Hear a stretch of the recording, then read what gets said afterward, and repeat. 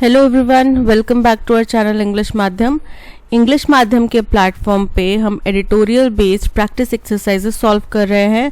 तो स्टार्ट करते हैं आज का session with thought of the day, that is today is your opportunity to build tomorrow you want. यानी कि आज आपके हाथ में है कि आप अपना भविष्य निर्माण कर सकें। जैसा आप भविष्य चाहते हैं वो आप आज ही बना पाएंगे।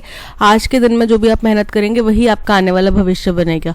ठीक है, आज आप जिस भी मुकाम पे खड़े हैं, आपने ग्रेजुएशन जिस भी फील्ड से करी है, वो आपके पुराने जो डिसीजंस थे, जिस तरीके से आपने मेहनत करी थी उसके ऊपर डिपेंड करते थे, राइट। तभी आप आज अगर इंजीनियर बन पाए हैं तो वो उसी डिसीजन की वजह से, पुराने आपने अच्छी मेहनत करी है उस वजह से डॉक्टर बन पाए हैं, या फिर आप कोई गवर्नमेंट जॉब कर रहे हैं, या फिर बीकॉम, जो भी आपने क्वालिफिकेशन करी है वो आपके पुराने डिसीजंस थे, राइट, उनकी वजह से कर पाए। तो वैसे ही आज आपके हाथ में अपॉर्चुनिटी है, आप अपना भविष्य जैसे बनाना चाहते हैं वैसे बना सकते हैं। ओके, स्टार्ट करते हैं आज का session, that is reading comprehension and practice exercise for SSC CGL mains. Even for a government that has shown itself to be intolerant of critical journalism, the actions by Bharatiya Janata Party led regime on the news website NewsClick smack of extreme vendetta and brazen harassment। बोल रहे हैं उस सरकार के लिए भी जिसने बहुत ज़्यादा इनटॉलरेंस दिखाया है। इनटॉलरेंस मतलब कि कुछ भी चीज़ बर्दाश्त नहीं करना, बर्दाश्त से बाहर दिखाना, किसके लिए? क्रिटिकल जर्नलिज्म के लिए। क्रिटिकल जर्नलिज्म मतलब कि आपके अगर अगेंस्ट में कोई चीज़ हो रही है, आपके अगेंस्ट में अगर जर्नलिज्म हो रहा है, आपसे अगर सवाल उठाए जा रहे हैं तो उसके प्रति आप बहुत ज़्यादा इनटॉलरेंट हैं। तो ये जो एक्शन भारतीय जनता पार्टी द्वारा चलाई जा रही सरकार का जो इस वक्त एक्शन आया है, क्या एक्शन आया है? न्यूज़ क्लिक नाम की एक वेबसाइट है, उसके ऊपर बहुत ही ज़्यादा उसके सभी, चाहे कंट्रीब्यूटर्स हैं, न्यूज़ रीडर्स हैं, एडिटर्स हैं, सबके ऊपर छापेमारी की जा रही है। ठीक है, और ईडी के नोटिसेस और वहाँ पे चेकिंग चल रही है।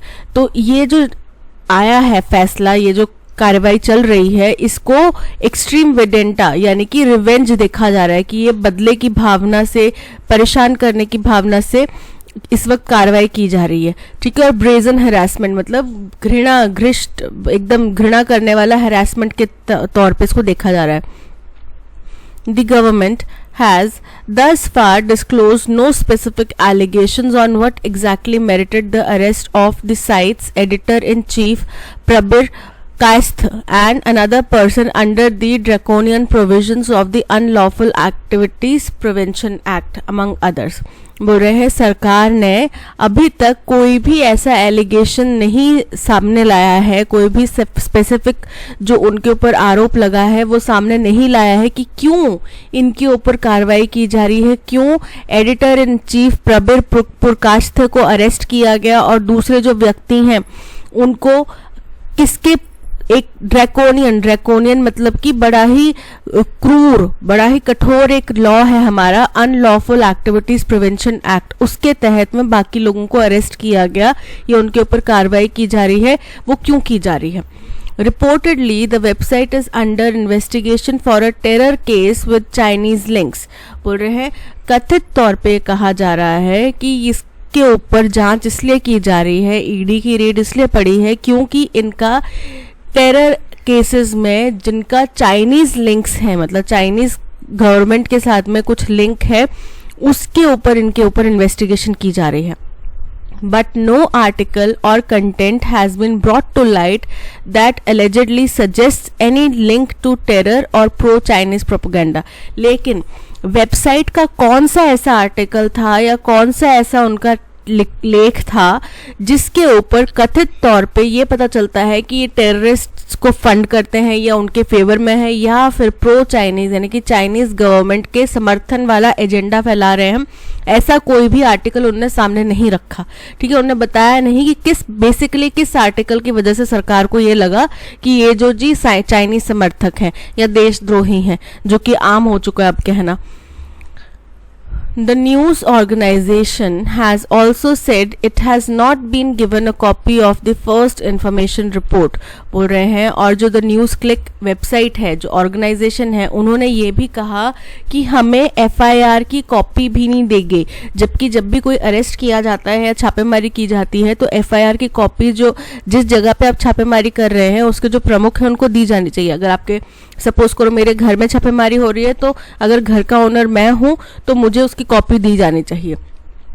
और informed about the particulars of the offences it has been charged with, या फिर उनको ये भी नहीं बताया गया कि उनको कौन से आरोपों के तहत कार्रवाई उनके ऊपर हो रही है। And yet the journalists, contributors and employees associated with it have been subjected to raids। और फिर भी उनको कुछ बताया नहीं गया, एफआईआर की कॉपी नहीं दी गई, क्या कार्रवाई क्यों कर रहे हैं उनके ऊपर, किस आरोप पे उनके ऊपर कार्रवाई कर रहे हैं, कुछ नहीं बताया गया। और फिर भी उनके जर्नलिस्ट, एक आधा नहीं, सभी जर्नलिस्ट, सभी कंट्रीब्यूटर, सभी एम्प्लॉयज जो भी इनके साथ में जुड़े हुए हैं, एसोसिएटेड हैं, उनके ऊपर रेड्स जारी हैं। With many of their mobile phones and laptop seized, और जिनमें से सब लोग, ज्यादातर लोगों के मोबाइल फोन्स और लैपटॉप्स जो हैं वो जब्त कर लिए गए। These actions against the website are not new, it has been under the scrutiny of the enforcement directorate and the income tax department since 2021।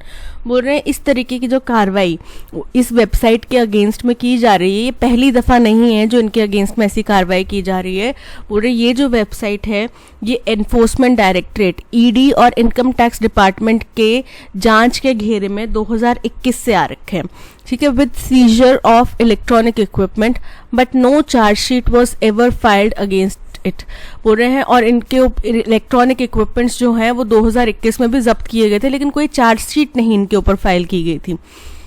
The Delhi high court finding a prime facie case in favour of news click. बोल रहे हैं Delhi high court ने शुरुआती तौर पे ये पाया कि ये जो केस है वो न्यूज़ क्लिक के हित में जा रहा है, तो उसके तहत उनने क्या किया, granted interim protection to mister Purkayastha from the arrest. तो उन्होंने क्या किया, उनको अंतरिम जमानत दे दी गई है, प्रोटेक्शन दे दी गई है कि उनको अरेस्ट नहीं किया जाएगा। किसको? मिस्टर पुरकास्थ को, जो कि इसके एडिटर कम चीफ हैं, ठीक है।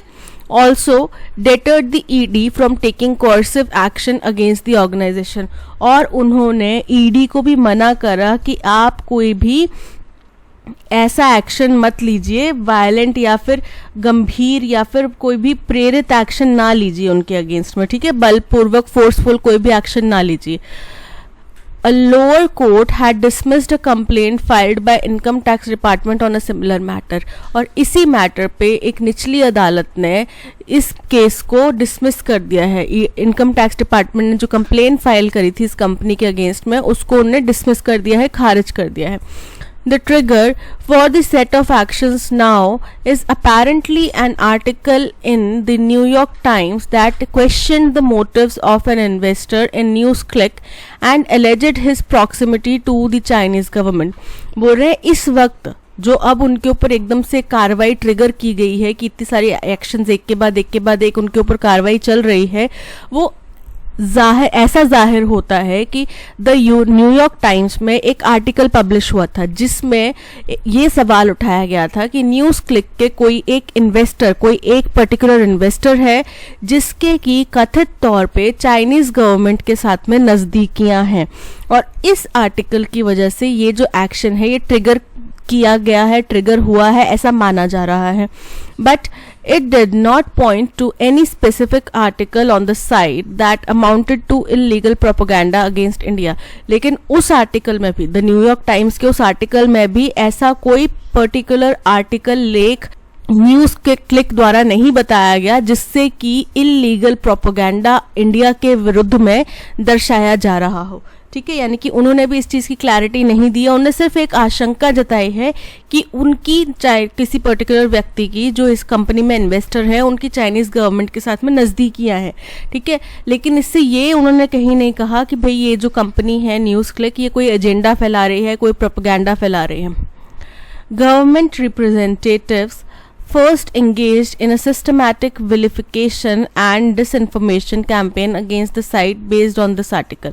तो सरकारी जो रिप्रेजेंटेटिव्स हैं, नुमाइंदे हैं, उन्होंने क्या किया, उन्होंने तो पहले एक सिस्टमबद्ध तरीके से, सिस्टम पूर्ण तरीके से पहले तो उन्होंने इनको बदनाम करने की कोशिश करी, ठीक है, इनको डिफेम करने की कोशिश करी। उसके बाद में एक डिसइंफॉर्मेशन का कैंपेन चला दिया। आपको पता है आजकल कुछ भी ऐसी न्यूज़ आती है तो बोल दिया जाता है व्हाट्सएप यूनिवर्सिटी से सुन के आए हैं, या फिर इंस्टाग्राम या ट्विटर यूनिवर्सिटी से सुनकर आए हैं, ठीक है। तो वो एक डिसइंफॉर्मेशन का कैंपेन चला दिया गया साइट के विरुद्ध में, based on this article. The New York times के इस आर्टिकल के बेसिस पे ऐसा एक सिलसिला चलने लग गया, ठीक है।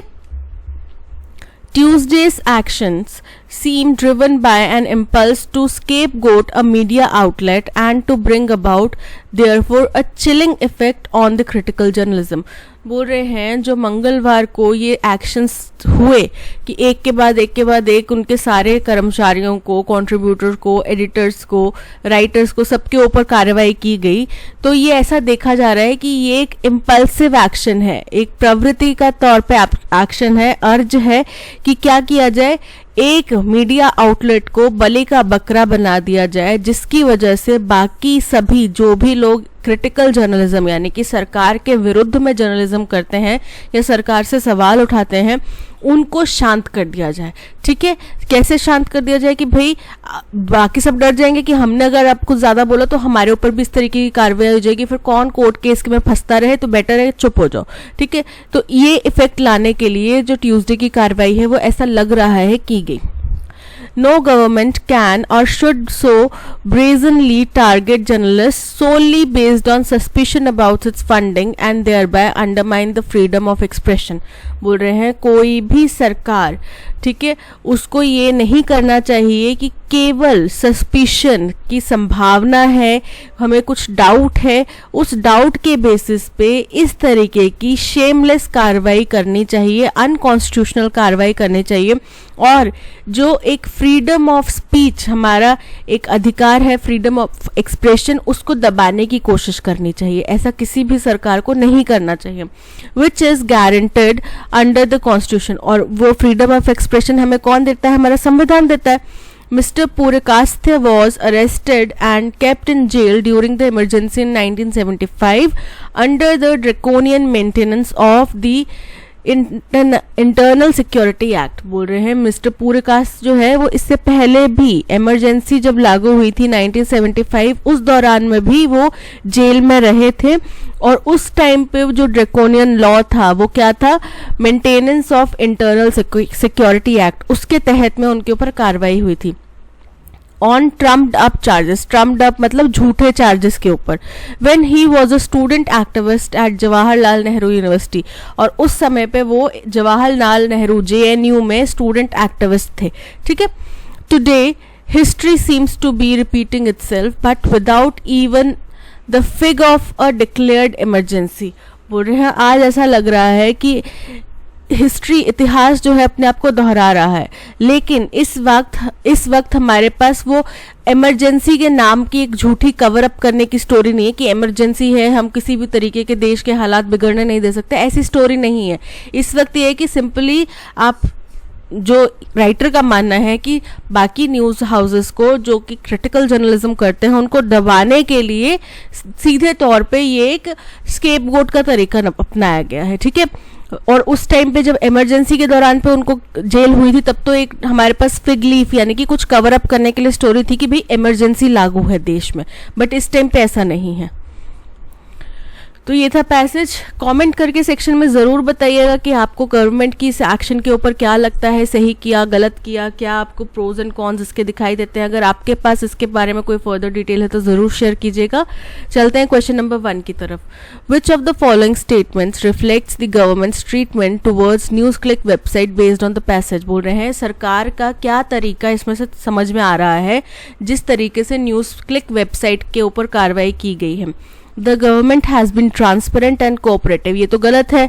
The government has clearly communicated the specific reasons behind the arrest of NewsClick editor in chief and ongoing investigation, ये भी इनकरेक्ट है। उन्होंने कोई भी स्पष्ट रूप से नहीं बताया है कि क्या वजह है जो उनके ऊपर ये कार्रवाई की जा रही है।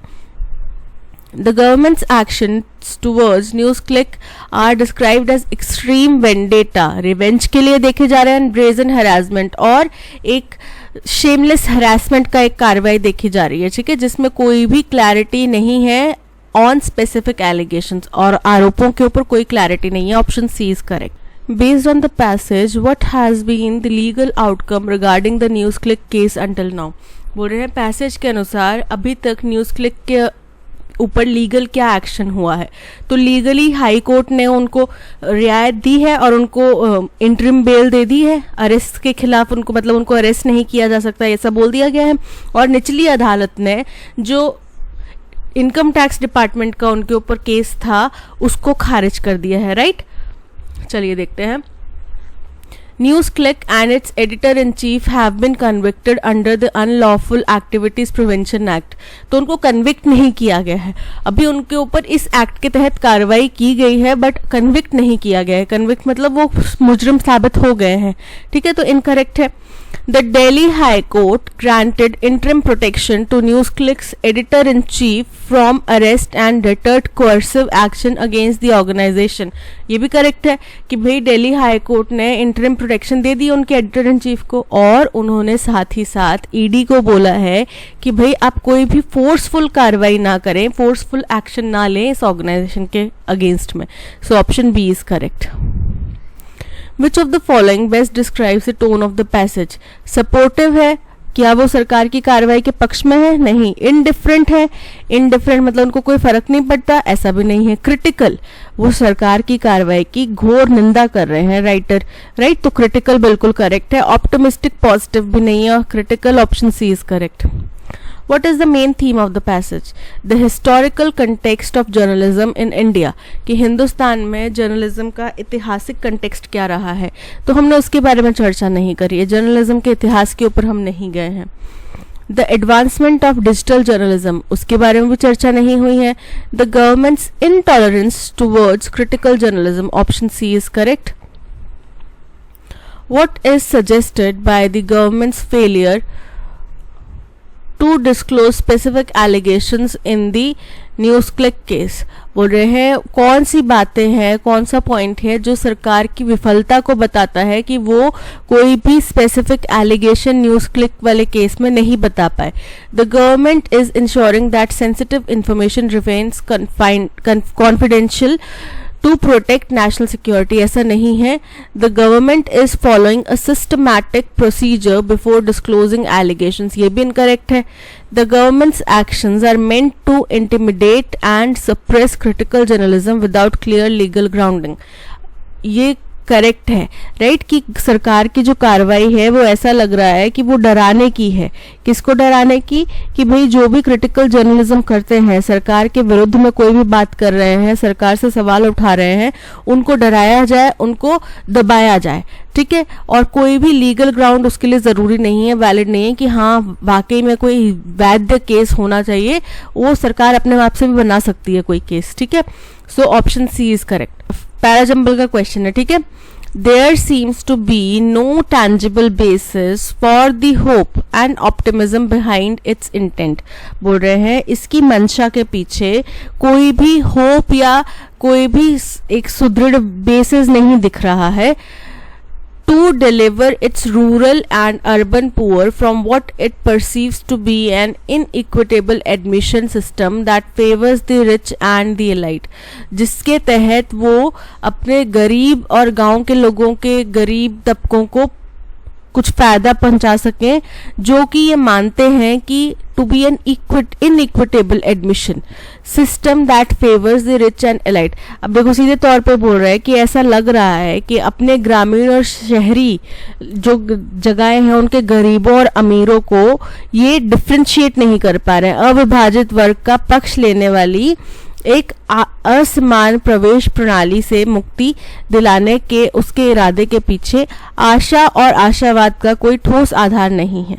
ठीक है, the bill passed by Tamil Nadu assembly to exempt aspirants of its undergraduate medical courses from the national eligibility cum entrance test. अब क्या हुआ है कि तमिलनाडु सरकार में, तमिलनाडु की असेंबली में एक बिल पास हुआ है जिसमें वो अपने स्टेट के एस्पिरेंट्स की बात कर रहे हैं शायद, कि उनको national eligibility cum entrance test, NEET का टेस्ट नहीं देना पड़ेगा। ठीक है, इज नो मैजिक। तो ये बोल रहे हैं कि ये कोई जादू की छड़ी नहीं है जो कि ड्रामेटिकली जो इसका स्टेटस क्यों है, यानी कि ओरिजिनल जो स्टेट है कि national eligibility cum entrance test देना पड़ेगा किसी भी कॉलेज में एडमिशन के लिए, उसको चेंज नहीं कर सकते ये। ठीक है, ये कोई मैजिकल वॉन्ड नहीं कि जादू की छड़ी घुमाई और अब भाई आपको ये टेस्ट नहीं देना पड़ेगा, ऐसा नहीं है। It hopes to receive presidential assent. अभी इनको उम्मीद है कि इनको प्रेसिडेंट से स्वीकृति मिल जाएगी। अब प्रेसिडेंट से स्वीकृति की क्यों जरूरत है? क्योंकि जब कोई बिल जो कि सेंटर द्वारा बनाए गए किसी बिल का अगेंस्ट हो, एंटी हो, ठीक है, स्टेट का कोई बिल जब सेंटर द्वारा बनाए गए किसी बिल का एंटी हो तो प्रेसिडेंशियल मोहर की उसमें ज़रूरत पड़ती है, यानी कि उस टाइम पे प्रेसिडेंट द्वारा स्वीकृति की ज़रूरत पड़ती है।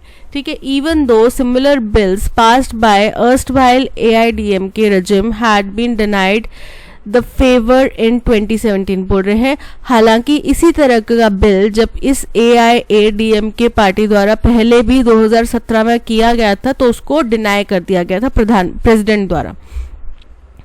Such assent is required as the proposed state law is in conflict with the parliamentary legislation regulating medical admissions। अब ये इसी के आगे बता रहा है कि ऐसे एसेंट की क्यों ज़रूरत है, क्योंकि इस तरीके के एसेंट जो है वो ये बताते हैं वो तब ज़रूरी हैं जब कोई स्टेट लॉ जो है वो पार्लियामेंट्री यानी कि सेंट्रल द्वारा बनाए गए किसी लॉ के अगेंस्ट हो, उसके विपरीत हो या उसके साथ में मतभेद में हो, तब ऐसे एसेंट की ज़रूरत पड़ती है। ठीक है, तो देखो हमें एक चीज़ तो क्लियर होगी कि सी के बाद में डी स्टेटमेंट आएगा, सी के इमीडिएट बाद में, क्योंकि ये जो है सी में प्रेसिडेंट एसेंट की बात की गई और ये बता रहे हैं कि प्रेसिडेंट एसेंट क्यों रिक्वायर्ड है।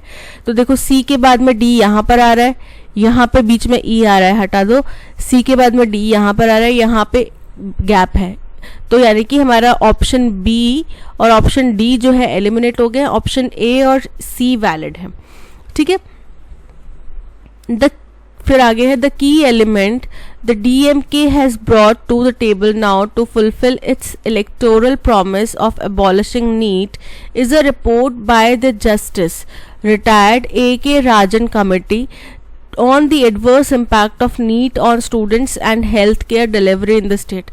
बोल रहे हैं जो मुख्य एलिमेंट, मुख्य पॉइंट जो DMK ने सामने लाया है इस बिल को पास करने के लिए, वो ये पहली बात तो ये कि ताकि वो अपना ये इलेक्टोरल प्रॉमिस की नीट को हम हटा देंगे वो फुलफिल कर पाए, वो एक जस्टिस, रिटायर्ड जस्टिस AK राजन कमेटी द्वारा सुझाव दिया गया कि भाई अगर हम नीट का एग्ज़ाम लागू करते हैं तो उसके क्या दुष्परिणाम होंगे स्टूडेंट्स के ऊपर और हेल्थ केयर डिलीवरी सिस्टम, किसी भी स्टेट की हेल्थ केयर डिलीवरी सिस्टम के ऊपर, उसका हवाला देके उन्होंने ये एक अपना लेजिस्लेशन पास करा है, अपना एक बिल पास करा है। ठीक है, तो अब देखो सबसे पहला तो स्टेटमेंट आ जाएगा जहाँ पे बिल की बात करी गई कि बिल इंट्रोड्यूस किया गया, कि एक बिल पास किया गया तमिलनाडु असेंबली में जिसके तहत अंडर ग्रेजुएट मेडिकल कोर्सेज के लिए national eligibility cum entrance test बच्चों को नहीं देना पड़ेगा। ये बिल उन्होंने पास किया, तो ये हमारा फर्स्ट एक पॉइंट हो जाएगा। इसके बाद में आएगा कि इसके लिए कोई भी ऐसा बेसिस नहीं है, कोई भी ऐसा प्रावधान नहीं है जिसके बेसिस पे वो लोग अपने गांव के या शहरी इलाकों के अमीर गरीब लोगों को ये ऑप्टिमिज्म दे रहे हैं, ये बात कह रहे हैं, इसके पीछे कोई लॉजिक नहीं है, बस उनका मन है कि हम नहीं देना चाहते, हमारे स्टेट के बच्चों को ना देना पड़े इसलिए, और अपना उन्होंने इलेक्टोरल प्रॉमिस किया था तो इसलिए वो बस करना चाह रहे हैं। ठीक है, ये हो गया सेकेंड पॉइंट। थर्ड पॉइंट हो गया कि इसमें ये और साथ ही साथ वो ये उम्मीद करते हैं कि उनको प्रेसिडेंट से स्वीकृति मिल जाएगी। ये हो गया थर्ड पॉइंट, और हमें पता है कि सी के बाद डी आएगा तो डी हमारा फोर्थ पॉइंट। और फाइनल पॉइंट ये हो गया कि एक जो मुख्य पॉइंट उन्होंने इस बिल को प्रेजेंट करते टाइम बताया था वो जस्टिस AK राजन कमेटी का हवाला देके कि किस तरीके से इसके ऊपर, इसका स्टूडेंट्स के ऊपर दुष्प्रभाव पड़ेगा और हेल्थ केयर सिस्टम के ऊपर दुष्प्रभाव पड़ेगा, ये हवाला दिया है उन्होंने। ठीक है, 5। तो हमारा बी से स्टार्ट हो रहा है। देखो अब हमारे पास सी ऑप्शन और बी ए ऑप्शन रह गया था, तो सी में ई से स्टार्ट हो रहा है जो कि इनकरेक्ट है। ऑप्शन ए में B A C D E, option A is correct.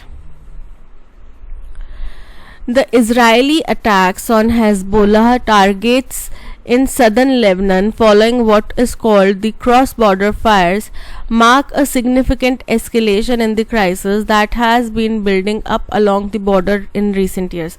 बोल रहे हैं जो इजरायली द्वारा अटैक किए गए हिजबुल्लाह पे हिजबुल्लाह टारगेट्स के ऊपर कहाँ पे सदर्न लेबनान में, लेबनान के सदर्न इलाके में, फॉलोइंग व्हाट किसके बाद में, जब क्रॉस बॉर्डर फायरिंग स्टार्ट हुई उसके बाद में, मार्क्स अ सिग्निफिकेंट, जो कि एक बहुत ही महत्वपूर्ण एस्केलेशन यानी कि स्थिति को और गंभीर कर देता है in the crisis that has been, जो कि अब काफ़ी लंबे समय से बिल्डअप हो रहा है across along the borders in recent year. ठीक है, पिछले कुछ सालों से बड़ा बिल्डअप हो रहा है मतलब वो पनप रहा है धीरे धीरे करके, उसमें और आक्रोश बढ़ता जा रहा है.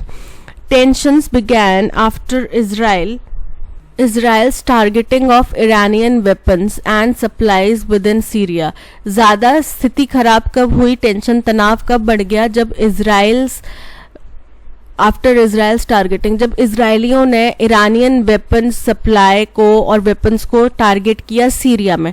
ठीक है, Hezbollah a Shia militia cum political party in Lebanon. अब हिजबुल्लाह क्या है, यहाँ पे हिजबुल्लाह का जिक्र किया गया, हिजबुल्लाह टारगेट्स. अब हिजबुल्लाह क्या है, हिजबुल्लाह एक शिया मिलिट्री कम पॉलिटिकल पार्टी है, यानी कि वो मिलिट्री भी है साथ ही साथ पॉलिटिकल पार्टी भी है लेबनान में. एंड इसराइल में भी है, which have fought 2 wars before, जिसने पहले 2 युद्ध लड़े हैं, have been observing a 10 years ceasefire for 14 years. अब ये हल्का फुल्का एक सीज फायर जैसा देख रहे हैं पिछले 14 सालों से. ठीक है, तो हम एक चीज़ क्लियर होगी कि हिजबुल्लाह यहाँ पे जिक्र किया गया था, उसके बाद में हिजबुल्लाह की डेफिनेशन बताएगी कि हिजबुल्लाह क्या है. तो ये हमारा फर्स्ट स्टेटमेंट हो सकता है. ठीक है, आगे चलते हैं. In July, a Hezbollah commander was killed in an Israeli raid in Syria, for which the group had vowed retaliation. बोल रहे हैं जुलाई महीना में एक हिजबुल्लाह कमांडर जो है वो इजरायली रेड में मारे गए थे सीरिया में, जिसके बाद में इस ग्रुप ने, हिजबुल्लाह ग्रुप ने कसम खा ली थी बदला लेने की, रिटेलिएट करने की. Israel fears that Iranian supplies to Hezbollah via Syria were where the Shia militias fought alongside regime fighters against rebels and Sunni jihadists. बोल रहे हैं इसराइल को डर है कि ईरानियन सप्लाई जो जा रही है हिजबुल्लाह को सीरिया होके, जहाँ पे शिया मिलिट्री फोर्सेस ने युद्ध लड़ा था किसके साथ में, रिजिम यानी कि सरकार के फाइटर्स के साथ में मिलके, अगेंस्ट रिबेल्स किसके, विद्रोहियों के और सुन्नी जिहादिस्ट के विपरीत में, अगेंस्ट में, would leave them stronger, enhancing Israel's security challenges in the northern border. इससे क्या होगा, इससे उनका एक स्ट्रॉन्ग और बढ़ने वाला इजरायली सिक्योरिटी चैलेंज बढ़ जाएगा नॉर्दर्न बॉर्डर में. ठीक है, अब देखो यहाँ पे बात हुई सीज फायर की कि पिछले 14 सालों से हल्का फुल्का सीज फायर चल रहा है. तो फिर सीज फायर चल रहा है तो तनाव कहाँ आया, तो तनाव आया जब इजराइल ने टारगेट किया ईरानियन वेपन्स को और सप्लाईज को सीरिया के अंदर में. ये हो गया सेकंड पॉइंट. थर्ड पॉइंट हो जाता है जहाँ पे बात करिए कि इजराइल को डर है कि ईरानियन सप्लाईज की बात की गई, तो वही सप्लाईज के बारे में आगे बताया गया कि इजराइल को डर है कि ईरानियन सप्लाईज जो हिजबुल्लाह की तरफ जा रहे हैं सीरिया होते हुए, जहाँ पे शिया मिलिशियाज और जो सरकारी फाइटर्स हैं वो एक साथ होकर लड़ रहे हैं रिबेल्स और सुन्नी जिहादिस्ट के अगेंस्ट में, वहाँ पे इनको बढ़त मिल जाएगी. ठीक है, ये हो गया थर्ड पॉइंट. और ये क्यों चाहिए, क्योंकि जुलाई महीने में हिजबुल्लाह के एक कमांडर मारे गए थे इजरायली रेड में, जिसके बाद में हिजबुल्लाह के जो ग्रुप है उन्होंने कसम खाई थी कि हम यहाँ पे बदला लेंगे. ये हो गया fourth point. Since then there have been attempts to target troops on Israel's border with Lebanon and Syria according to Israel. ठीक है, तो हमारा अरेंजमेंट क्या बन रहा है, हमारा अरेंजमेंट बन रहा है BADC. BADC, option B is correct. In what should be the last act of a long and winding tax dispute drama, British firm Cairn Energy has said it has concluded all steps prescribed by Indian government. बोल रहे हैं in what should be, बोल रहे हैं देखे जाने पर जो कि लास्ट एक्ट होना चाहिए एक लंबे और बड़े ही पेचीदा टैक्स डिस्प्यूट ड्रामा के लास्ट स्टेप होना चाहिए, तो वो क्या था, ब्रिटिश फर्म कार्न एनर्जी ने कहा है कि हमने हिंदुस्तान सरकार द्वारा जो भी स्टेप्स बताए गए थे वो सारे के सारे हमने पूरे किए हैं in order to be eligible for the refund of contentious retroactive tax levy. बोल रहे हैं किसके लिए, ताकि उनको टैक्स में छूट मिल जाए, ठीक है, उसके लिए एलिजिबल होने के लिए जो भी उनने स्टेप्स बताए थे हमने वो सारे फॉलो किए हैं। The firm now rechristened as Capricorn energy expects to get back 7,900 crore. जो फर्म है कार्न एनर्जी, जिसका अब दोबारा से नामकरण कर दिया गया है कैप्रिकॉन एनर्जी, बोल रहे हैं उनको उम्मीद है कि उनको 7,900 करोड़ जो है वो रिटर्न में मिलेंगे। Karn Energy was the second major firm pursued by the IT department for taxes it believed had accrued in the past। बोल रहे हैं कार्न एनर्जी दूसरी बड़ी फर्म है जो कि IT डिपार्टमेंट द्वारा परस्यू की जा रही है टैक्सेस के लिए, जो कि IT डिपार्टमेंट के अनुसार कार्न एनर्जी ने पहले पास्ट में संशोधित करके यानी कि एक्यूमुलेट करके इकट्ठे करके रखे हुए थे, यानी कि टैक्स की चोरी करी थी। Using retroactive legislative changes introduced in 2012।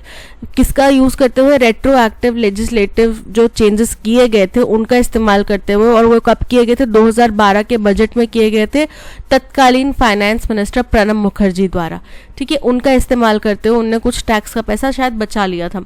The original target for this move that has sharply dented India's credibility was Vodafone। बोल रहे हैं असल में इसका ओरिजिनल टारगेट इस कदम का जो कि जिसने कि इंडिया की क्रेडिबिलिटी के ऊपर भारी धब्बा लगा दिया है, भारी एक क्षति पहुंचाई है, उसका ओरिजिनल टारगेट कार्न एनर्जी नहीं थी। उसका ओरिजिनल टारगेट जो था वो कौन था, Vodafone, which had secured a Supreme Court verdict against the tax department's demands for past transactions। जिन्होंने वोडाफोन ने ओरिजिनल टारगेट था, लेकिन उन्होंने क्या किया, उन्होंने सुप्रीम कोर्ट से अपने हक में फैसला करवा लिया कि टैक्स डिपार्टमेंट जो है हमसे पास्ट ट्रांजैक्शंस की डिमांड नहीं कर सकता, ठीक है। ये उनने अपने हक में फैसला करवा लिया, तो यानी कि वो जिसको पकड़ना था वो तो ज़्यादा चालाक निकले, राइट। तो अब देखो फर्स्ट स्टेटमेंट आएगा जहाँ पे इस पूरे मसले की शुरुआत होएगी कि जो हमें लग रहा था कि लास्ट स्टेप है, वहाँ पे ब्रिटिश कंपनी जो कार्न एनर्जी है उन्होंने बोला कि हमने सारे स्टेप्स प्रोवाइड कर दिए हैं, फुलफिल कर दिए हैं, ठीक है। फिर उसके बाद में इसी फर्म का जो दोबारा है कि ये जो फर्म है जिसका अब नाम हो गया है कैप्रिकॉन एनर्जी, उसको उम्मीद है कि उनको 7,900 करोड़ वापस मिलेंगे, ठीक है। इसी के आगे उन्होंने बताया कि ये तो असल टारगेट ये नहीं था, ये तो सेकंड टारगेट था, ये तो सेकंड कंपनी थी जो इसमें फंस गई। ओरिजिनल इनका टारगेट कौन था, वोडाफोन, तो थर्ड और फोर्थ, यानी कि ये पूरा का पूरा जिस पैटर्न में लिखा है उसी पैटर्न में चल रहा है। ABCD, option B is correct. The flowers were being plucked by the children in the garden. अब इसको हमने एक्टिव वॉइस में करना है, तो बाय द चिल्ड्रन क्या हो जाएगा, हट जाएगा, कैसे हो जाएगा, द चिल्ड्रन हमारा सब्जेक्ट होगा, वो फर्स्ट में आ जाएगा। The children were being plucked, flowers being plucked तो क्या होगा, वर plucking the flowers in the garden, ठीक है। the children were plucking the flowers in the garden, option A is correct। the apple tasted incredibly sweet, antonym क्या होगा इसका sweet का, delicious बहुत ही स्वादिष्ट, pleasant मतलब कि बड़ा ही सुखद, बिटर मतलब कड़वा, और स्पेशल मतलब विशेष। तो यहाँ पे स्वीट मतलब मीठा और बिटर मतलब कड़वा, तो ऑपोजिट क्या होगा, कड़वा, option C bitter is correct. The government has finally agreed to waive the entertainment tax on movie। अब ये तो वेव है, जो आप किसी को वेव करते हैं ना, हाथ हिलाते हैं किसी के लिए, हेलो कैसे हो, तो वो वेव करते हैं, ये वो वाला वेव है। या कोई दूर व्यक्ति होगा उसको इशारा करके आप बता रहे होंगे कि मैं यहाँ पर हूँ, तो आप वेव करते हैं, ये वो वाला वेव है, ठीक है। टू एंड फ्रो मोशन करना हाथ का, उसको बोलते हैं वेव, या किसी कागज का या किसी भी चीज़ का टू एंड फ्रो मोशन, वो वेव हो गया। अब हम टैक्स की बात कर रहे हैं, टैक्स को हटाने की बात कर रहे हैं या फिर टैक्स को कम करने की या उठाने की बात कर रहे हैं, तो वो होता है WAIVE, waive, option A waive is correct.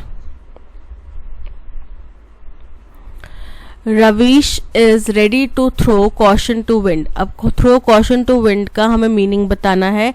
Fight with the wind नहीं, एक्ट फूलिशली नहीं, स्पेंड लैविशली नहीं, take risk, option D is correct. की थ्रो कॉशन टू विंड का मतलब होता है रिस्क लेना, take risk.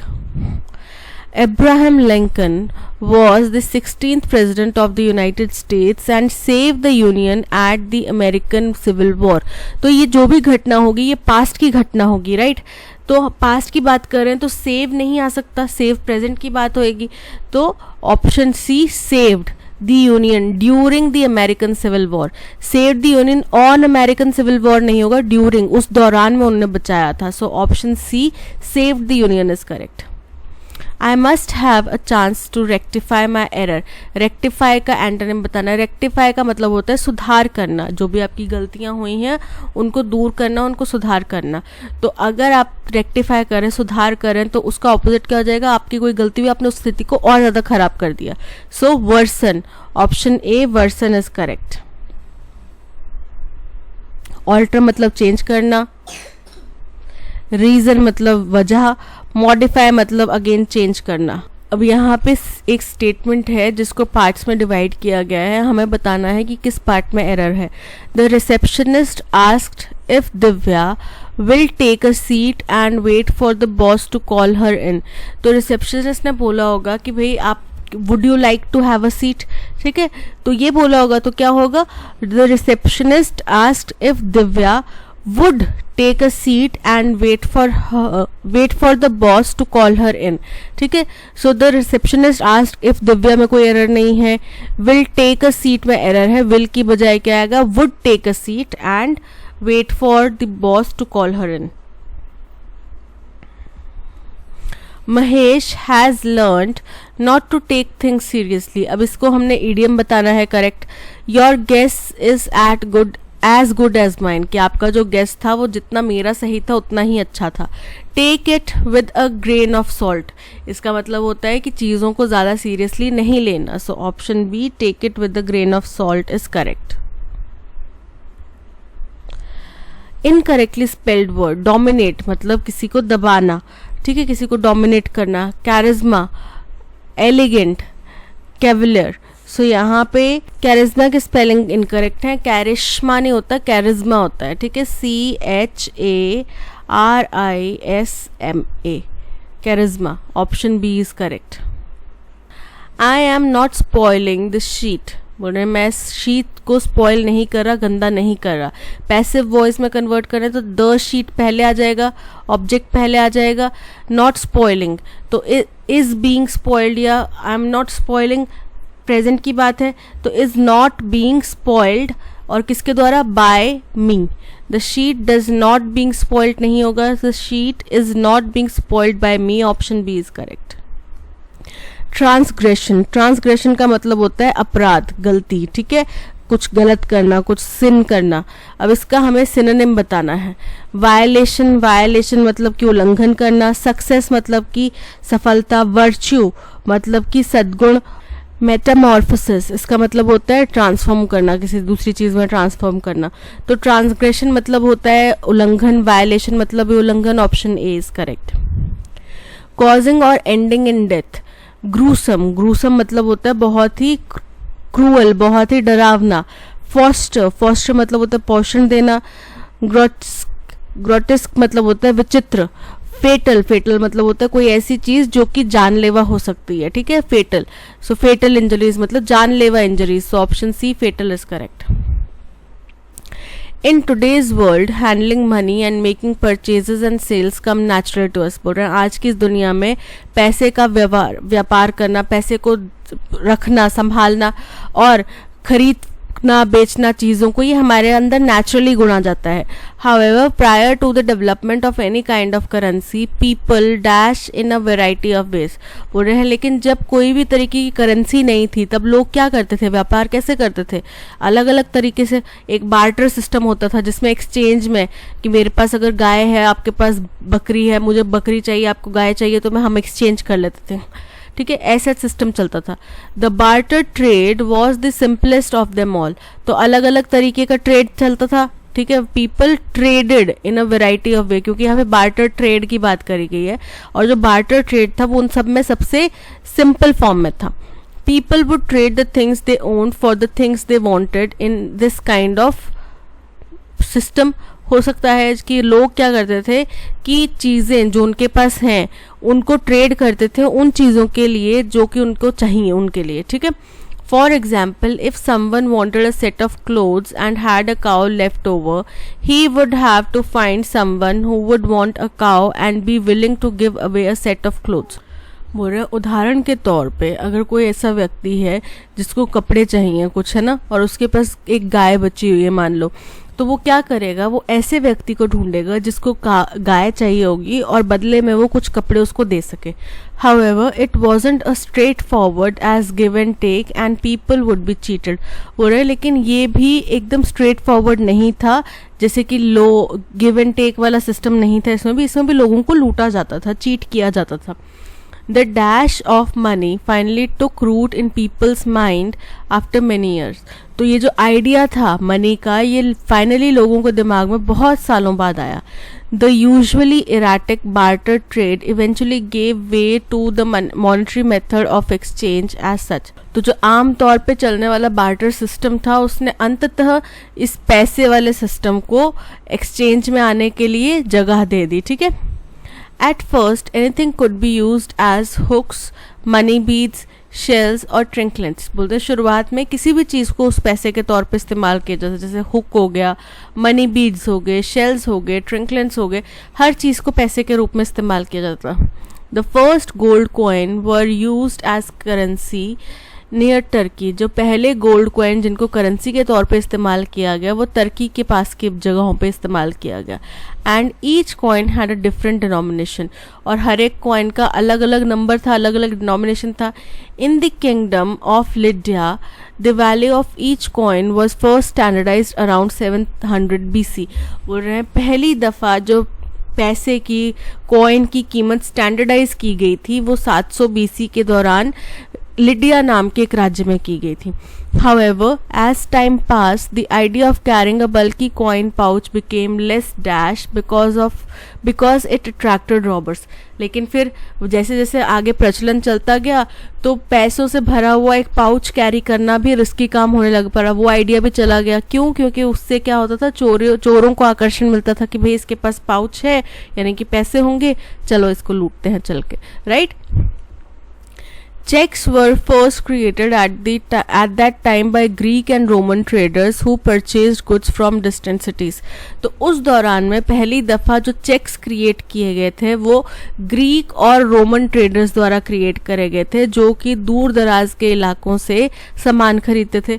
Because they could be only be used by person whose name was on them. क्योंकि cheque उसी इंसान द्वारा इस्तेमाल किए जा सकते थे जिसका नाम उसके ऊपर होगा. These were not only light weight but also deterred robbers. ये ना केवल हल्के फुल्के होते थे बल्कि चोरों से भी बचाते थे, उनको भी दूर रखते थे.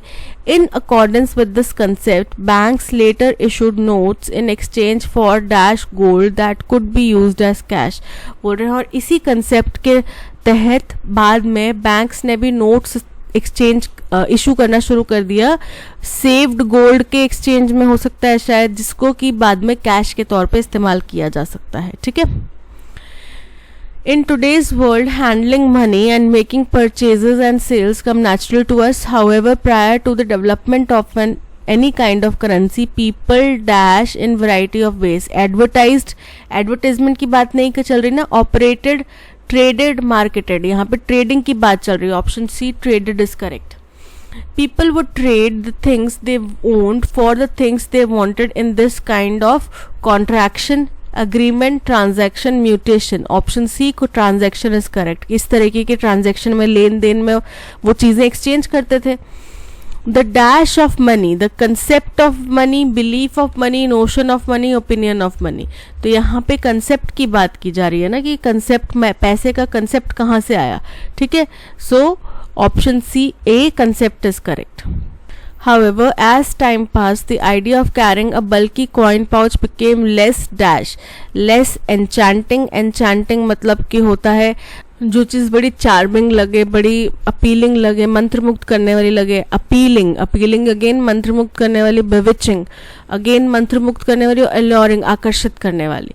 ठीक है, तो यहाँ पे ऑप्शन में देखो ये सारी चीज़ें तो बात वही कर रही है, लेकिन यहाँ पे बेस्ट सूट जो कर रहा है वो अपीलिंग कर रहा है। ठीक है, अपीलिंग आकर्षित करना, तो क्योंकि वो किसको अट्रैक्ट करते थे, रॉबर्स को अट्रैक्ट करते थे। So option B appealing is correct.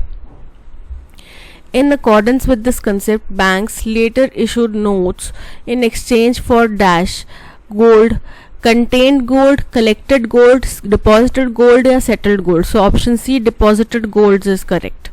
क्योंकि जो जमा गोल्ड होएगा उसी के ऊपर आपको नोट इशू किया जाएगा, राइट? उसके अलावा वाले गोल्ड के ऊपर तो नहीं इशू किया जाएगा। जो चीज़ आपके ऊपर आपके पास है ही नहीं उसके ऊपर थोड़ी आपको कुछ भी, जैसे लोन लेते हैं तो लोन भी अगर मान लो कुछ मॉर्टगेज पे रखा जाता है, कुछ जो सिक्योरिटी दी जाती है, तो उसी के बेसिस के ऊपर आपको लोन मिलेगा ना। आप कुछ देंगे नहीं तो उसके बेसिस पे थोड़ी आपको लोन मिलेगा, right? So option C deposited is correct. That's all, आज के सेशन में इतना ही। Thank you so much for watching. अगर कंटेंट पसंद आया हो तो लाइक, शेयर और सब्सक्राइब ज़रूर कीजिएगा। PDF आपको मिल जाएगी टेलीग्राम चैनल पे, ऑडियो एक्सप्लेनेशन आपको मिल जाएगा टेलीग्राम चैनल पे। इसके अलावा आप प्ले स्टोर से हमारी ऐप भी डाउनलोड कर सकते हैं। ऐप डाउनलोड करने का लिंक आपको डिस्क्रिप्शन बॉक्स में दे दिया गया है। टेलीग्राम चैनल ज्वाइन करने का लिंक भी आपको डिस्क्रिप्शन बॉक्स में दे दिया गया है। मिलते हैं नेक्स्ट सेशन में। Till then keep learning and keep practising. Bye bye.